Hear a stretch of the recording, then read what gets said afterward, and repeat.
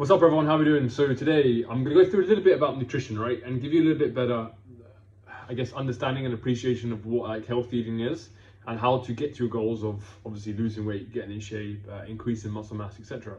Now, when people start diets, right, I think a lot of mistakes we have is that we kind of go all in, right, or we make it very black and white. Can't have this, can't have that. This stuff's bad. This stuff is good, right? We want to try and get out of that kind of mindset, right, and understand that maybe a healthy lifestyle, right? Physically, mentally, emotionally, relationally, I can't even say that, but relational, whatever, right? Comes down to part of it is nutrition, right? And understanding that we want to be healthy 5, 10, 15, 20 years down the line, right? And the way we talk and the way we judge foods and that, we have to understand whether that is healthy or not, right? So if I, for instance, don't eat chips, so I think, hey, they're bad for me, like maybe I haven't got the best relationship with that food, right? Because I'm now negatively thinking about that food, saying that if I have that food, then it's obviously bad for me, right? I don't want to be in that kind of mindset, or we don't want to be in that mindset.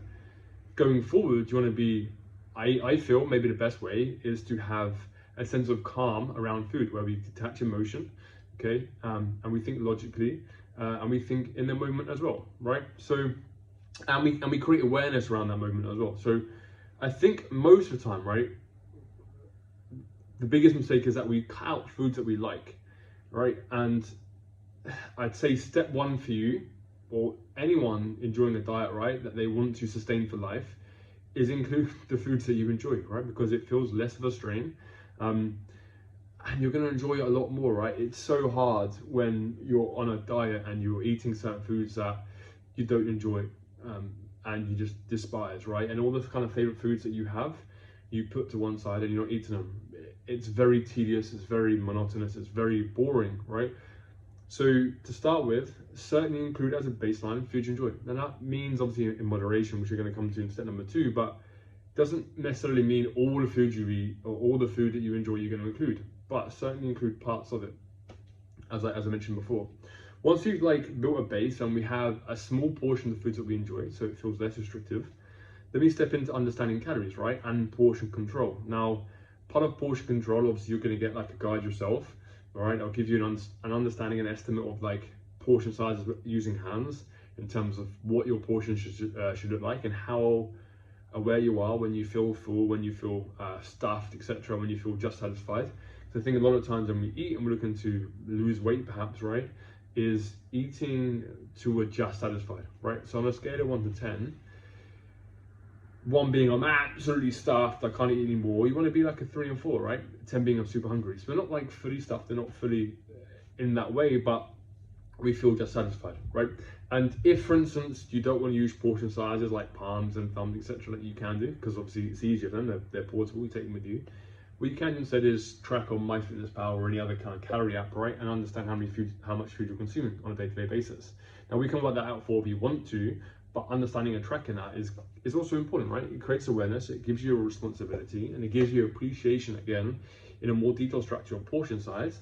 Therefore, when you go forward, you have an understanding maybe after a month of, okay, well, I've been tracking for a while and this is how much I've been consuming, and so I should roughly stay to this, if not a little bit less than that, right? If you're shooting from the hip and not really understanding how much you're eating or understanding portion sizes or feeling or eating so we're like stuffed and we're bloated, then we need to create awareness right now. We need to appreciate and understand that perhaps that probably isn't the best way going forward if we want to lose weight. Once we've kind of got the base level of including foods we enjoy, we're understanding the portion size and the calorie content, we want to then start looking at protein, right? Protein is really important, all right? Again, we don't have to eat a crazy amount of it, but we have to consume probably more than what we're consuming right now. So in terms of yourself, whatever your weight is, generally speaking, in terms of in pounds, right? So whatever your weight is in kilograms times that by 2.2, that'd be your pounds. Eat that in grams of protein, right? So if, for instance, you're 150 pounds, consume 150 grams of protein. It's the easiest thing, all right? That's probably the most effective way of you staying fuller for longer, increasing strength, increasing muscle, which is good for us if we want to lose weight, all right? And generally getting better results from the plan, right? So if we can right now, when we look at our portion sizes, again, you'll get the guide, it'll tell you, like, in terms of palm sizes, how many palms of protein should we consume per day? or in terms of grams, how many grams of protein we should consume per day.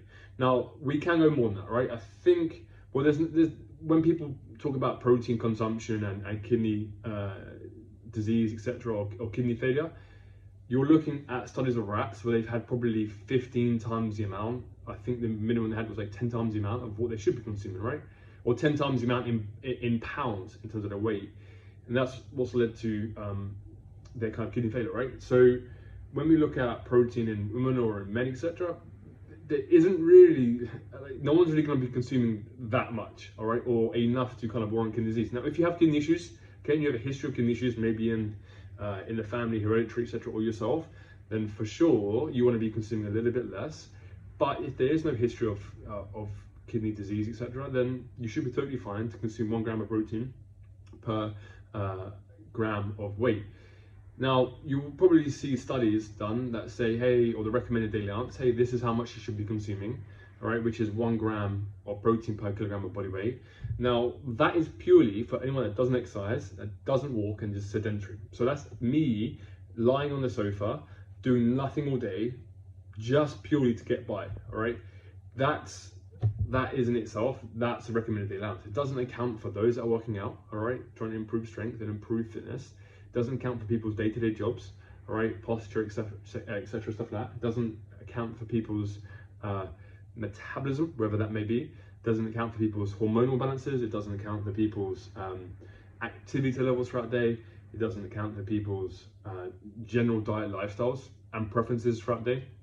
Right, and also they're kind of like what's the word? Their hunger levels and that as well, right? So certainly consume at least 1 gram of protein per pound of body weight if you can. Some simple rules of that are including protein within each meal, right? Really important. So at least like palm size or maybe 2 within each meal. But especially for women, right? As women get older, sarcopenia, osteoporosis, right? We need bone density, we need bone minerals. So increasing protein will be really important for you to help get your bones stronger and sustain better strength going forward.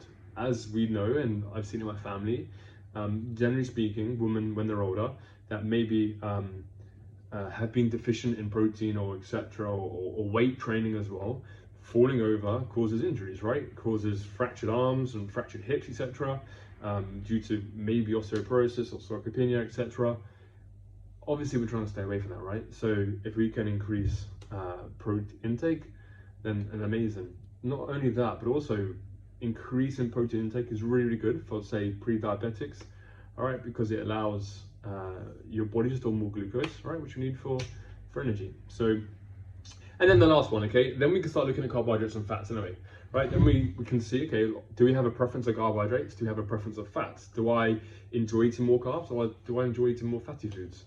All right, in terms of that stuff, if you've got calories and protein dialed in, carbohydrates and fats really doesn't make any difference in terms of the amount you consume, as long as you're in the calorie intake that we've kind of prescribed or you've seen on the guide. And also, if you're consuming enough protein, carbohydrates and fats makes no difference. All right, for me, sometimes I have like 400 or 500 grams of carbs a day. Sometimes I have 100 grams of carbs a day. Depends on the day-to-day base. But and yeah, you can tell like, hey, I generally deal quite well with it. So I like my carbohydrates, so we're gonna have a lot more. Some people maybe don't. Some people maybe have a poor relationship with carbohydrates. So for them, it may be a case of just reducing a little bit more because to create more control and more structure around the day. And then we can start increasing it, right? I also know that maybe carbohydrates, for some people, come through maybe more processed foods than we should be having, all right? And obviously the goal is to eat better quality food. So by reducing carbohydrate intake, for some people, it reduces the amount of processed foods in their diet, and therefore they generally eat a little bit healthier. And also the volume of food, the caloric intake is also significantly less as well. And it makes it a little bit easier to maintain and sustain the kind of weight loss or the goals that they're aiming for. Yeah. And then the last one, which should be covered right from the very start, just covers all of it, is consistency, right? So I don't expect you to be perfect, just you can be consistent. You can be consistent, all right? I don't expect you to be 100% spot on all the time, but maybe 80% of the time, can you do the right things, right? Can you, on a day-to-day basis, maybe 3 out of 4 meals consume enough protein? On a week-to-week basis, if you have 35 meals in a week, could you have 28 of them good meals, right? 7, maybe the 20%, maybe not so good. Can you eat within your caloric range most of the time, 8% of the time? If you can, fantastic, right? And that's what we're shooting for, consistency. It doesn't have to be perfect, right? But it can be consistent. All right, so they're the kind of steps that we should go through really on the nutritional pyramid. I hope that helps. If you have any questions, please drop a message below, and I'll get back to you. See you soon.